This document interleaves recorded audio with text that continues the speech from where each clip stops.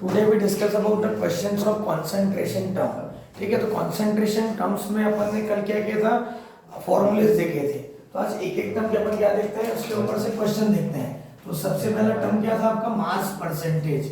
अब mass percentage मतलब क्या, सिंपल सा फॉर्मूला देखते हैं, मास ऑफ सोल्यूट अपॉन क्या हो जाएगा, मास ऑफ सॉल्यूशन इनटू क्या हो जाएगा आपका 100। तो W मतलब क्या लेते हैं अपन, अज्यूम करते हैं मास है, A मतलब क्या हो जाएगा आपका सॉल्वेंट, B मतलब क्या होता है आपका सोल्यूट, है ना, और AB मतलब क्या हो जाएगा आपका सॉल्यूशन। क्वेश्चन में यदि मास ऑफ सॉल्यूशन नहीं दिया है तो क्या करना पड़ेगा आपको, mass of solute plus mass of solvent, तो दोनों के मिक्सचर को अपन क्या बोलते हैं, मास परसेंटेज। ठीक है, तो मास परसेंटेज मतलब क्या हो जाएगा आपका, mass of solute upon mass of solution into 100। अब क्वेश्चन कैसे आता है, तो क्वेश्चन बोल रहा है 10 gram of NaOH, 10 gram of NaOH dissolved in 250 gram of solution, calculate mass percentage. क्या निकालना है आपको, कैलकुलेट मास परसेंटेज। अब दिया क्या क्या, पहले डाटा देखिए। 10 ग्राम ऑफ NaOH, NaOH क्या है आपका सोल्यूट है, तो मास ऑफ सोल्यूट कितना दिया हुआ है, WB इज इक्वल टू क्या हो जाएगा आपका 10 ग्राम। उसके बाद दिया 250 ग्राम ऑफ सॉल्यूशन, मतलब डायरेक्टली क्या दिया आपको, मास ऑफ सॉल्यूशन दिया हुआ है, मतलब WAB कितना दिया हुआ है आपको 250 ग्राम।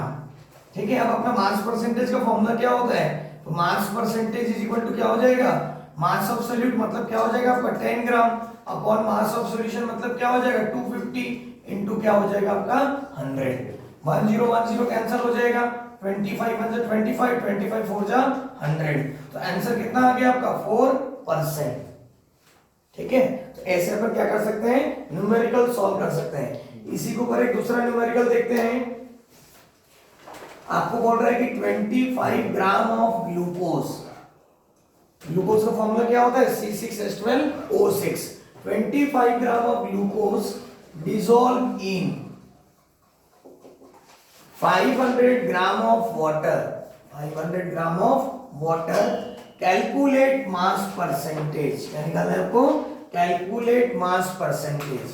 अब इसमें क्या क्या गिवन डाटा देखो, 25 ग्राम ऑफ ग्लूकोज मतलब क्या दिया हुआ है WB, mass of solute 25 gram, 500 gram of water, water क्या रहता है आपका यूनिवर्सल सॉल्वेंट, तो क्या हो जाएगा आपका मास ऑफ क्या दिया आपको सॉल्वेंट मतलब WA कितना दिया हुआ है 500 ग्राम।